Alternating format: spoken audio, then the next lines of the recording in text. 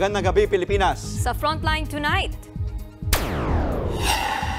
Mas maikling school year, binabalak para maibalik ulit sa Hunyo ang pasukan sa susunod na taon.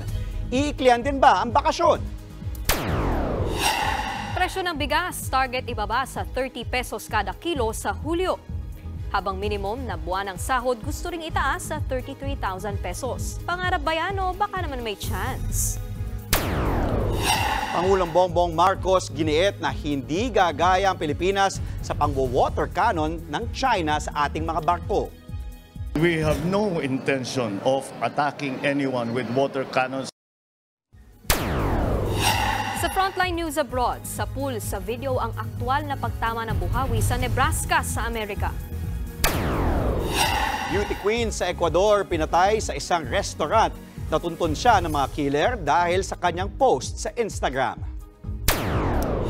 Silipin ang K-pop comeback ng grupong 17 at ni EXO-D.O. Habang sa P-pop naman, pati ASO, fan na rin ng BINI. At Moonlight ng SB19 pinakikinggan worldwide.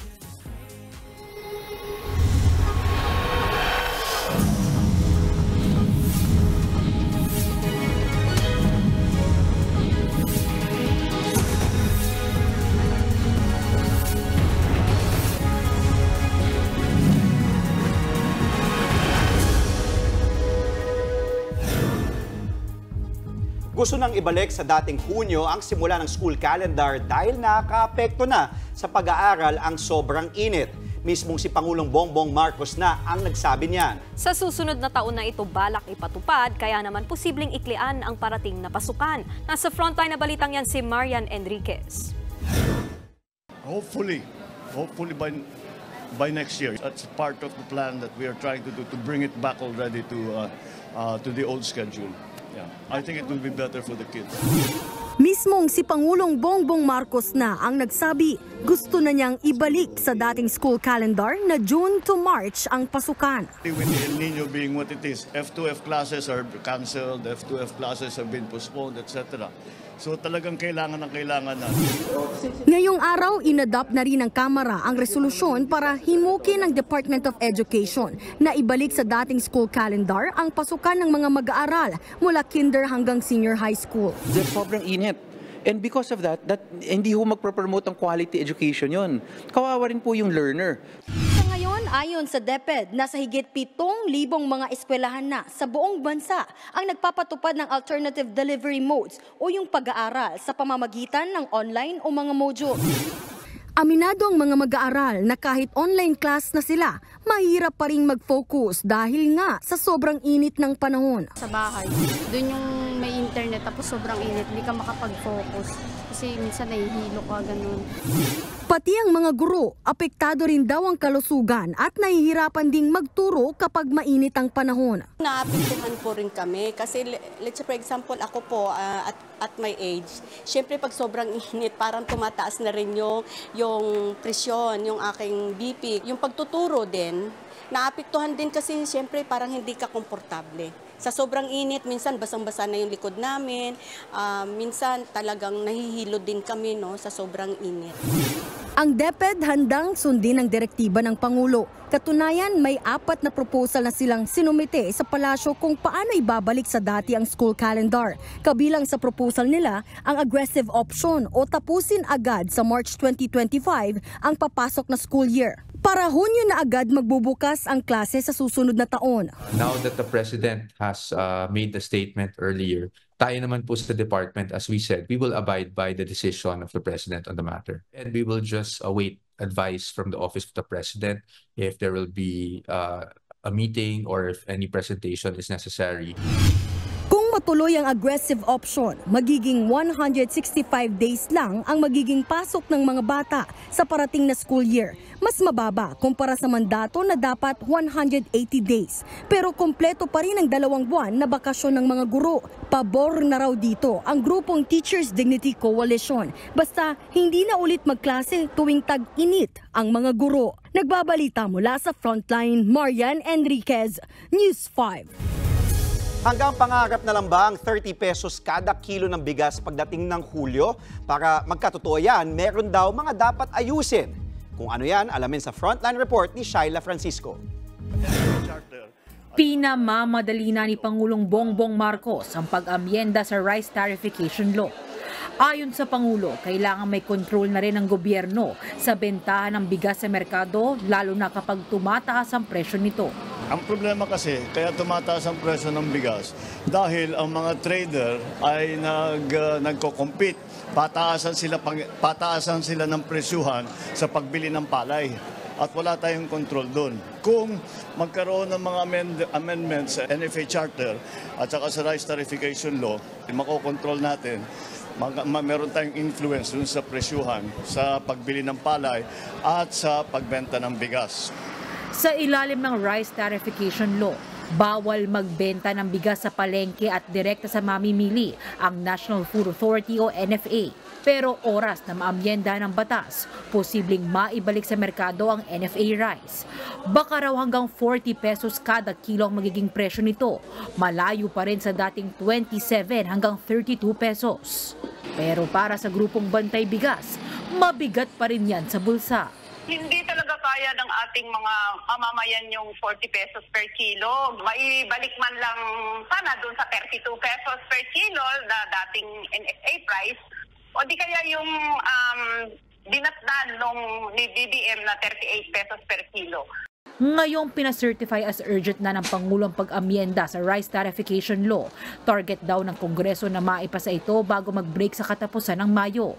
Hindi pa man nangyayari yan. Sinabi ni House Speaker Martin Romualdez na posibleng maging 30 pesos ang kada kilo ng bigas sa Hulyo. Yun nga lang sa mga piling lugar lang.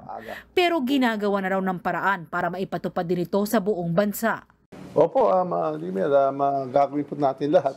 Yun po ang goal natin na aagahan natin yung pagbaba ng presyo ng bigas. Sa swerte naman din tayo kay lahat ng ibang mga commodities na kagaya ng manok, itlog, asukal, lahat ng ibang mga commodities bumabagsak na yung presyo at sa abot kaya ng lahat. Tiwala naman si Agriculture Secretary Francisco Chu Laurel Jr.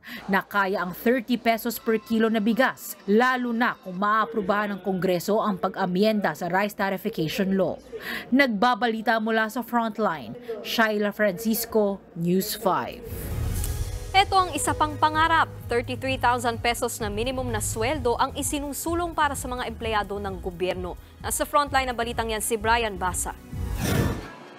Maraming manggagawa ang gusto ng taas sahod. Sino ba namang ayaw sa taas ng presyo ng bilihin ngayon? Bukod sa pribadong manggagawa, humihiling din ng dagdag sahod ang mga empleyado ng gobyerno. Ayon sa Confederation for Unity, Recognition and Advancement of Government Employees o COURAGE, dapat itaas sa 33,000 pesos ang minimum wage ng mga nagtatrabaho sa gobyerno. Mula yan sa 13,000 na buwan ng sahod ng mga nasa salary grade 1 o entry-level government employees. Ang isinusulong ng grupong COURAGE na 33,000 pesos minimum wage ay katumbas ng 1,110 pesos na arawang sahod kung 30 araw ang trabaho sa isang buwan o walang day off. Para sa labor group, sapat na ito para mabuhay ng disente ang isang pamilyang may 5 miyembro. Sa pangkasalukuyan po kasi ay ang family living wage ng isang araw ay sa pamilyang may 5 miyembro ay maabot po ng around 1,190 pesos na po dapat across the bureaucracy. Pare-pareho ang sweldo from Batanes to Tawi-Tawi ng nasa national government agencies, the local government units, the state colleges and universities, at the government or control corporation. Ang panawagang minimum na sweldo ng COURAGE malapit sa 1,193 pesos na sinasabi ng Ibon Foundation na dapat arawang sweldo para makapamuhay ng disente ang pamilyang may 5 miyembro. Ayon sa grupong COURAGE, dapat isama ang government employees sa utos ni Pangulong Bongbong Marcos sa Regional Tripartite Wages and Productivity Board na reviewin ang minimum wage rates. Lalo't apektado rin sila ng inflation o taas presyo ng bilihin at serbisyo. Imbis na nandun po sa regional wage boards, dapat across the country din po. Ang panawagan po namin sa Malacanang, wag na po niyang sabihing review. Dapat po pag-file na po at ideklara na urgent bill in both houses of Congress ang usapin sa panawagan ng dagdag sahod sa across the country, maging private man o public. Pero kailangan ding tansyahin kung kakayanin ito ng gobyerno ayon sa isang ekonomista. Sa government, nag-adjust naman yan for quite some time already. Pero siyempre, una, may pondo ba yung gobyerno? Tapos siyempre, may impact din yan sa inflation eventually. Although, sa government sector naman to. No, mas ang titignan dyan yung budget deficit. Nagbabalita mula sa Frontline, Brian Basa, News 5. Sa iba pang balita, inilikas ang nasa 1,000 pamilyang naiipit sa bakbakan sa Maguindanao del Sur. Kagagawa niyan ng mga terorista na nagsusunog pa raw ng bahay ng mga residente. Nasa frontline ng balitang yan, si Gerard de la Peña. Naka-high alert ngayon ng mga otoridad sa bayan ng Mamasapano sa Maguindanao del Sur. Kaliwat kanan ng mga checkpoint. Patuloy kasi ang bakbakan ng Bangsamoro Islamic Freedom Fighters o BIFF, Moro Islamic Liberation Front o MILF, pwersa ng kapulisan at mga sundalo. Ayon sa Mamasapano Police, nagsimula ang bakbakan ng tambakan ng teroristang grupong BIFF ang sasakyan ng mga pulis sa Mamasapano noong April 2. Isang pulis ang sugatan. Napag-alamang kaanak siya ng isang leader ng grupong MILF. Posibleng gumanti raw ang MILF at doon na nagsimula ang bakbakan. Tinitingnan nating motibo is pwedeng land dispute or political po. Doon po nag-ugat lahat. Simula noon, kabi-kabila na ang mga naririnig na putukan. Hindi bababa sa 5 ang namatay sa pwersa ng mga terorista. Umabot naman sa 1,000 pamilya ang apektado. Marami sa kanila nagtungo sa evacuation center sa takot na madamay sa gulo. Ang mga bahay ng ilan, sinunog ng mga armadong terorista. Sobrang hirap po ng sitwasyon namin ngayon kasi kapag nagbakbakan po sila, kinukuha nila yung mga lahat ng ari-arian ng bahay. May panawagan din ang lokal na pamahalaan ng Mamasapano kay Pangulong Bongbong Marcos. Calling the President of the Republic of the Philippines, President Marcos Jr., to look into the situation of our area of responsibility in Mamasapano and the neighboring municipalities. Nagbabalitang mula sa Frontline, Gerard de la Peña, News 5. Sinentensyahan ng hanggang 16 na taong pagkakakulong si Joel Escorial ang umaming pumatay sa broadcaster na si Percy Lapid. Base yan sa inilabas na desisyon sa Las Piñas Regional Trial Court Branch 254 para sa kaso niyang murder. Hindi pinagbigyan ng korte ang hiling ni Escorial na ibaba sa homicide ang kanyang kaso kapalit ng pag-amin sa krimen. Matatanda ang pinaslang si Percy Lapid noong October 3, 2022 habang nagmamaneho pa uwi sa Las Piñas. Patuloy pang tinutugis ang itinuturong mastermind na si dating Bucor Chief Gerald Bantag. Namatay naman sa sakit sa puso ang isa pang akusado na si dating Bucor Deputy Security Officer Ricardo Zulueta.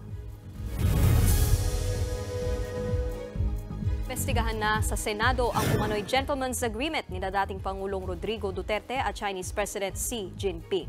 Wala pang petsa kung kailan ito sisimulan pero ang Senate Committee on Foreign Relations ang mga ngasiwa sa pagdinig. Hindi pa tiyak kung iimbitahin si dating Pangulong Duterte. Ayon kay Senator Risa Ontiveros, kailangan ng malaman ang totoo at panagutin ang mga sangkot lalo't posibleng naisangkalan ang ating soberanya. We have heard conflicting reports as to whether an agreement was reached. Iba-iba ang mga sinasabi. Ang gulo. Hindi na natin alam kung ano ang totoo. Dumepensa naman si Senate President Vic Zubiri sa mga nagsasabing dine-delay ng Senado ang pagdinig dahil kaalyado ni Duterte ang ilang senador, gaya na lang ni Senator Bato de la Rosa. Kung tayo ay sumuporta sa ganitong hearing, tayo ay anti-Duterte. No, we support the hearing because we support the sovereignty of our republic. It has nothing to do if you're anti-Duterte, pro-Duterte. I am pro-Duterte, but I am anti-China as far as Chinese bullying in the West Philippine Sea. So, mabuti niyo klaro tayo, Mr. President. Very good. I am a good friend of the President, former President Duterte. In fact, I cannot become a senator without his help. I am indebted to him, yung pagiging senador ko. Pero when it comes to Chinese bullying in the West Philippine Sea, my heart and soul is anti-China. Samantala, ayon sa Chinese Embassy, may bagong modelo raw na napagkasunduan ng China at Administrasyong Marcos tungkol sa pangangasiwa ng sitwasyon sa Ayungin Shoal. Pero agad yang pinabulaanan ni Defense Secretary Gilbert Teodoro at National Security Advisor Eduardo Anyo. Tumawa saka nag-walk out si Pangulong Marcos nang tanungin na naman siya tungkol sa droga. Parang binabanggit po nila na parang you're involved sa drug something. Kami ni Opo, noong 2012 daw po, Mr. President. Okay na. Contrived yun, contrived.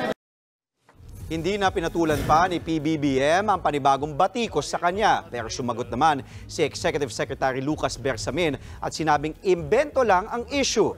Nag-ugat ang alegasyon matapos kumalat ang ilang dokumento ng PDEA noong Abril. Sa pre-operation report, nakalagay ang pangalan ng Pangulo sa drug target. Muntik din daw magkasanang raid sa Makati City noong 2012 kasama ang isang artista. Pero mismong PDEA na ang nagsabing hindi yan totoo. Beauty queen sa Ecuador, pinatay sa loob ng resto. Lokasyon ng biktima natunton dahil sa kanyang post sa Instagram. At ilang nakakakilig na eksena sa hit K-drama series na Queen of Tears, kinunan sa tulong ng artificial intelligence. Magbabalik pa ang Frontline tonight.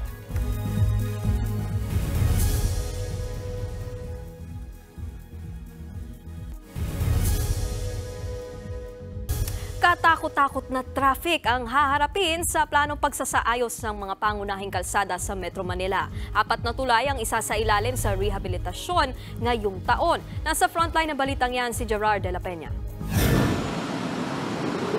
Hindi pa nga tapos ayusin ang southbound ng EDSA Kamuning Flyover. 3 pang tulay ang nakaschedule na ayusin sa EDSA at Maynila ngayong taon. Ngayong Mayo, target simula ng pagsasaayos na Magallanes Flyover. Ang bakal na ito yung tinatawag na longitudinal expansion joint at ito yung papalitan dito sa southbound lane ng Magallanes Interchange. Noong 2014 ay may mga pinalitan na rin na ganito dito sa tulay na ito. Pero hindi lang talaga mapalitan ng lahat ng kailangan palitan dahil kulang sa pondo. Unang maglalagay ng reinforcement sa ilalim ng Magallanes Flyover para mapatibay ito. Aabot sa higit 200 milyong piso ang pondo para sa rehabilitasyon. Posibleng tumagal daw yan ng 6 na buwan. Pero wala pang eksaktong petsa kung kailan ito magsisimula. Sa kabila niyan, madadaanan pa rin ang Magallanes Interchange. May mga linya lang na kailangang isara. Gusto namin kasing hindi magsabay ang pagsasara with Kamuning Flyover. Kaya ang unahin namin sa Magallanes Flyover, southbound, ay yung paglalagay muna ng mga carbon fiber sheets. Bago matapos ang 2024, sabay namang gagawin ang Guadalupe Bridge sa Makati at Lambingan Bridge sa boundary ng Maynila at Mandaluyong. Halos major overhaul ang gagawin sa mga tulay sa dami ng kailangang ayusin. Papatibayin daw ang mga tulay na ito bilang paghahanda sa The Big One o yung pinangangambahang mapaminsalang lindol sa Metro Manila. Hindi naman daw po masasara totally ang Guadalupe Bridge, at aside po dun magagawa din sila ng detour bridges sa upstream at downstream portion para po hindi ganon ka-traffic kapag po ginawa ang Guadalupe Bridge. Pero ang mga motorista, duda dyan. Sobrang traffic din sir, lalo mahirapan na kami magpaikot-ikot yan, lalo na ako pag ikot-ikot na kung saan dadaan. Ngayon pa nga lang, traffic pa rin sa southbound ng EDSA Kamuning dahil sa pagsasaayos ng Kamuning Flyover. Para maibsan ang traffic, tuloy ang clearing operations ng MMDA sa alternate routes tulad ng Sergeant Esguerra Avenue. Kanya-kanyang palusot naman ang mga nahuling nakaparada doon. Tumawag yung boss ko, huminto muna ako kasi bawal naman mag-drive na naka-cellphone, di po ba? So huminto muna ako, sakto naman padating sila. Ang mga karinderyang ito, bago pa isara ang flyover, sinabihan na silang umalis sa lugar. Pero hanggang ngayon, tuloy pa rin sila sa pagtitinda sa bangketa. Kaninang umaga, 17 na tiketan, habang 5 ang nahatak sa alternate route. Nagbabalita mula sa Frontline, Gerard de la Peña, News 5. Sa ibang balita, dedepensa lang at hindi raw aatake ang Pilipinas kahit pa nang water cannon ang mga barko ng China. Yan ang giniit ni Pangulong Bongbong Marcos habang ang China hindi raw nagugustuhan ang mga ginagawa ng Pilipinas. Nasa frontline ng balitang yan, si Gio Robles. Parang normal na lang ang balitang binomba ng tubig ng China mga Philippine vessels sa West Philippine Sea. Habang nagiging normal ang ganyang eksena, tila ba lalong lumalakas ang loob ng China. Mungkahi tuloy ng ilang mambabatas, baka naman panahon na para gumanti na rin ang Pilipinas at i-water cannon na rin ang China. Nagsalita na si Pangulong Bongbong Marcos at ang utos niya, dedepensa tayo pero walang aatake. What we are doing is defending our sovereign rights and our sovereignty in the West Philippine Sea. And we have no intention of attacking anyone with water cannons or any other such offensive. Malinaw raw ang misyon ng Philippine Coast Guard at Philippine Navy. Yan ay ang pahupain ang tensyon at hindi palalain. The last thing we would like was to raise the tensions in the West Philippine Sea. That's the last thing. Nagpapadala tayo ng sulat sa China and the other stakeholders. So that would be the opposite of what we are trying to achieve. Would be to put some kind of any kind of cannon on our ships. Bagamat walang puwang ang karahasan sa Administrasyong Marcos, patuloy ang balikatan exercises ng Pilipinas at Amerika sa La Paz Sand Dunes sa Lawag, Ilocos Norte. Nagsanay sila kanina sakaling may lumusob na kalaban na gustong mang-angkin ng teritoryo. Pinatumba nila ito. Gaya sa mga naunang pagsasanay, nakaharap sa West Philippine Sea ang lokasyon ng balikatan kanina. Idinaos din sa norte ang live fire drills na tiyempong malapit naman sa Taiwan na inaangkin din ng China. Paglilinaw lang ha. Make no mistake though that if there can't be a peaceful solution, we have an obligation to our countries being prepared for the worst. Pero ang Chinese Foreign Ministry muling hinikayat ang Pilipinas na itigil ang mga aktibidad sa South China Sea na anilay nagpapataas ng tensyon.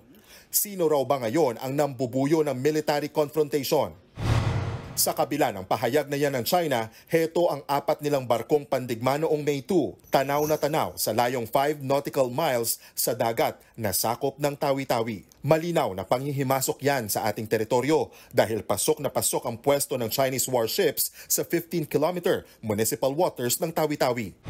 Actually, sir, municipal waters na yung territorial waters na natin, hindi na dun sa exclusive economic zone, just like yung mga incident na nangyari dyan sa West Philippine Sea.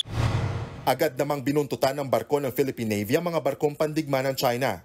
Ayon sa AFP Westmincom, katakataka ang Chinese warships sa lugar. Pero hindi ito ang unang pagkakataon na may mga foreign vessels sa Cebu Passage. Before naman, may mga naman tayo dyan, foreign cargo vessels, nagmadaan dyan. But seldom itong ganito sir na yung Navy ng China na sighted dyan sa specific area na yan. Wala naman daw dapat ikaalarma ang publiko sa namataang 4 na Chinese Navy ships dahil innocent passage o dumaan lang ang mga ito. Nagbabalita mula sa frontline. Gio Robles, News 5.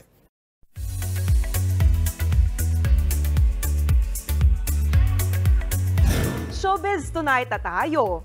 Iniintriga ngayon ang pagbura umano ni Yen Santos ng kanyang birthday post kay Paolo Contis. Sa IG ng aktres, mapapansing wala na nga ang pinost noon ni Yen na selfie nila ng aktor. Sa nasabing post, mapapansing best friend ang term na ginamit ng aktres nang batiin niya si Paolo. Nagtataka tuloy ang netizens kung ano nga ba ang real score nila. Pero lalo pang naintriga ang marami nang i-delete umano ni Yen ang birthday post. Kaya tanong ng iba, sila pa kaya?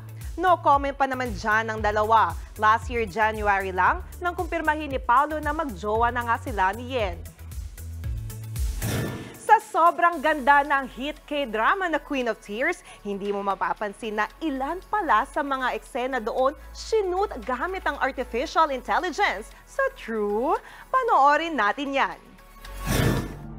Sa unang tingin, lalamigin ka talaga sa eksenang ito sa Snow ni Kim Ji-won ng hit K-drama na Queen of Tears. Pero ang Snow na yan, isa palang artificial intelligence o AI. Ni-reveal yan sa behind-the-scene footage na ito ng K-drama. Ayon sa kanilang virtual producer, wala raw Snow sa South Korea noong nag-shoot sila. Kaya naman para magmukhang totoo, kinunan nila ang eksena sa harap ng AI screen na snowy forest. Pati ang ilang eksena sa sasakyan, sinut din gamit ang AI. In fairness, parang totoo nga. Pero tumulong lang ang AI ha, dahil ang dapat palakpakan dyan ay ang storyline, direksyon at ang pangmalakasang aktingan ng mga bida at supporting characters. Kaya no wonder na ito na ang highest rated K-drama ng kanilang broadcast channel na TVN. At speaking of Queen of Tears, ayon sa ilang report, nangunguna ngayon ang bida nitong si Soo Yoon sa Prism Popularity Male category sa 2024 Baeksang Arts Awards sa Korea. Bukod dyan, nominated din siya sa Best Actor category. Kabilang naman sa mga kumpirmadong magpe-present ng award sa event, ang grand prize winner last year na si Park Hyun-bin ng Extraordinary Attorney Woo. Co-presenter din niya si Song Hye-kyo, Ryu Jun-yeol at Lee Eun-ji. Magbabalik naman bilang host ang K-drama stars na sina Park Bo-gum, Bae Suzy at Shin Dong-yup. Abangan bukas ang mga mananalo sa 60th Baeksang Arts Awards sa South Korea. Hindi pa tapos ang ating chikahan, kaya dyan lang kayo mga kapatid. Susunod, babaeng binaril sa isang kainan sa Ecuador, natuntun daw dahil sa kanyang post sa Instagram. Bakit siya pinatay? Isang pasilidad sa Nebraska sa Amerika winalis ng buhawi. At P-pop group BINI, sinorpresa ang mga LGBT sa kanilang pagbisita sa isang bar sa Quezon City. Tutok lang mga kapatid dito sa Frontline Tonight.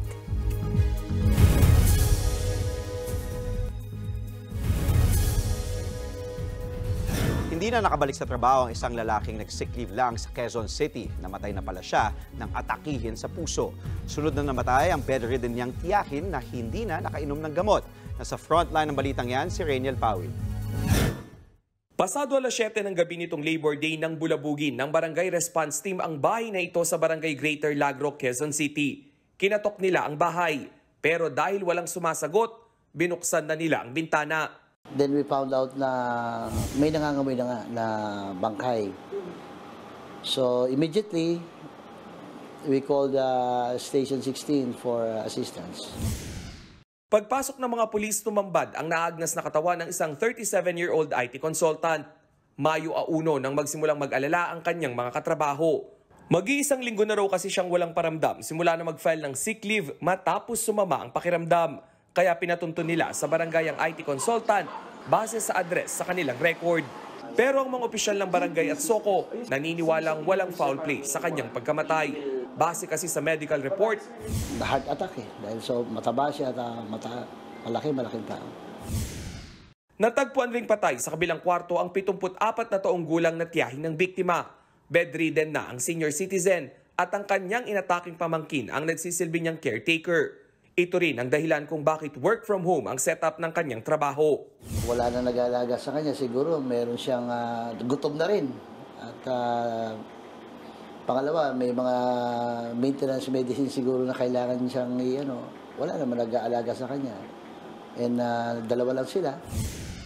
Sa assessment ng Barangay Response Team, nasa 3 hanggang 5 araw nang naunang namatay ang IT consultant bago ang kanyang tiyahin. Tanging ang pinsan na lamang na matandang biktima ang nag-aasikaso sa labi ng dalawa. Napag-alaman kasi ng barangay na lahat ng kaanak na magtiyahin nakatira na sa Amerika. Nagbabalita mula sa Frontline, Rainiel Pawid, News 5.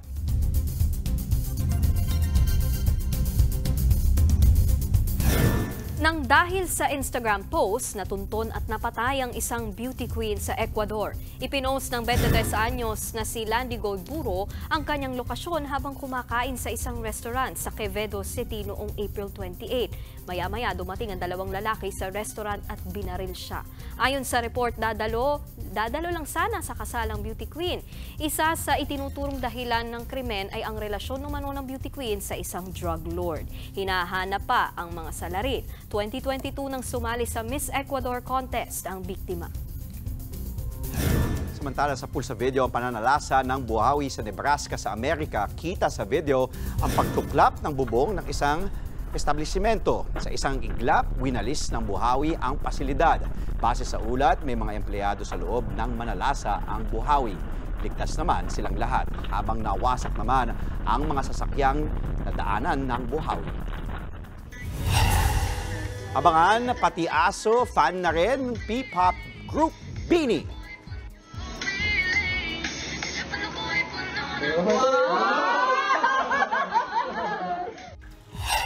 At EXO member D.O. naglabas ng pasilip sa music video niyang Mars. Tuloy-tuloy lang ang balitaan dito sa Frontline Tonight.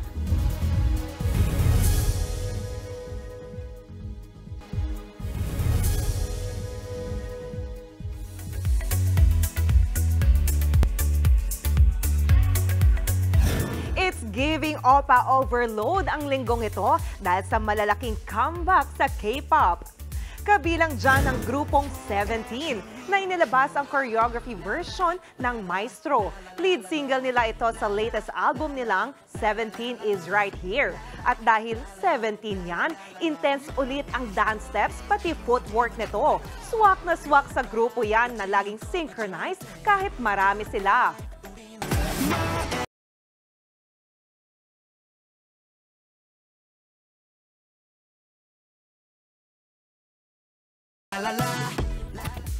Speaking of comeback, may pasilip si EXO-D.O. ng upcoming music video niya na Mars. Title track yan ng kanyang third mini-album na Blossom. Bukas na yan nilalabas kasabay ng music video ng Mars.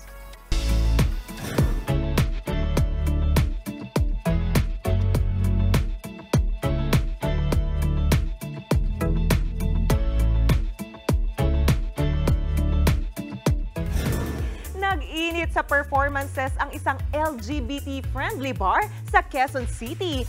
Paano ba naman? Binisita at sinorpresa sila ng Nation's girl group na BINI. Yan at iba pang P-pop updates sa report ni MJ Marfori.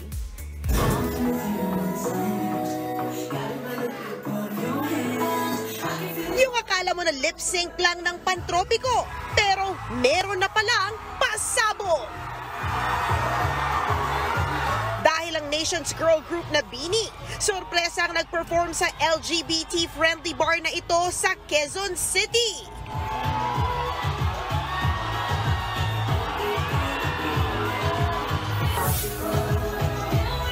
Nakasama pa nila sa stage ang ilang mothering na drag queens.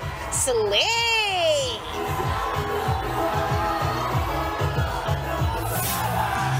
Bukod sa Pantropiko, pinerform din ng P-pop group ang kanta nilang Salamin Salamin. Maiwagang salamin.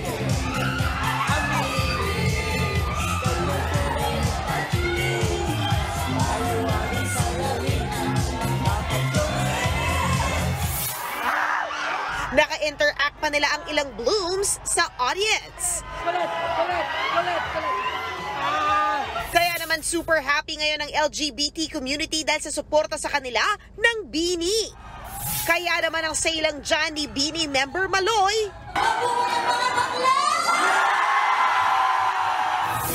sa sobrang lakas nga ng BINI fever, pati ang Creamline Cool Smashers nakisayaw na rin ang Pantropiko sa court.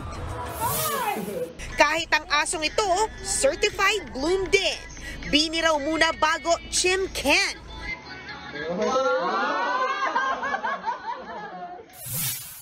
Speaking of our girls, umugong ang usap-usapan na posibilidad na mag-collab ang bandang Four of Spades. Nag-groovy kasi sila with caption na, Soft Lunch Yarn?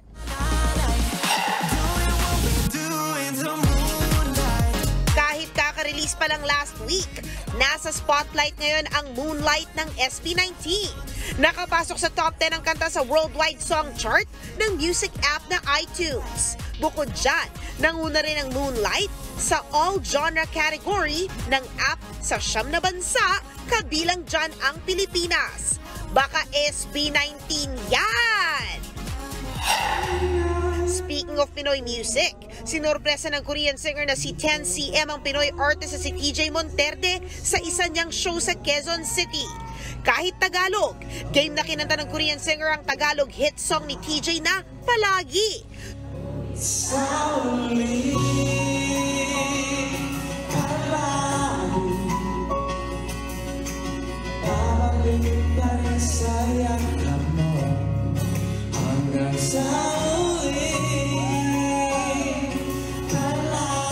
Sumikat si 10cm bilang official soundtrack singer ng ilang hit K-dramas gaya ng Hotel de Luna, Crash Landing on You at ang hit series na Queen of Tears. Nagbabalita mula sa Frontline, MJ Marfori, News 5. At yan ang latest and malapantropiko sa init na showbiz tonight. Ako si Jana Lipon. Happy Monday mga kapatid!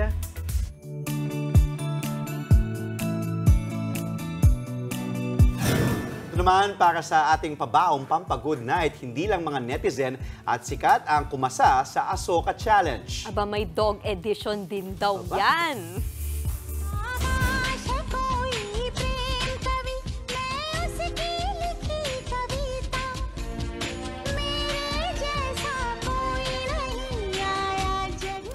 Yan ang Shih Tzu na si Kelly mula Maynila. Todo effort ang fur baby sa kanyang Asoka Challenge. Gaya sa tao, full costume si Kelly mula ulo hanggang paa. Wala siyang reklamo sa trip ng kanyang fur parent. May pahinga naman daw si Kelly habang ginagawa ang challenge. Aba, naka-aircon din ito para hindi mainitan at puro treats.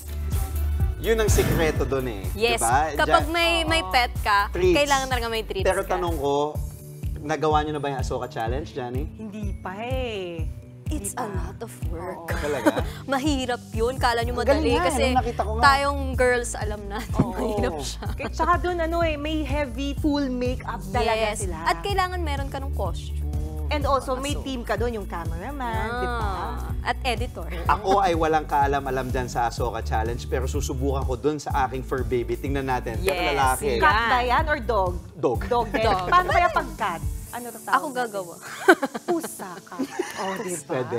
At yan po ang 45 minuto ng paghimay sa mahalagang headlines. Balitaan at diskusyon para sa paghubod ng matalinong opinyon.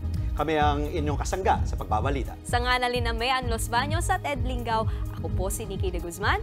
At ako naman po si Andre Felix. Magandang gabi.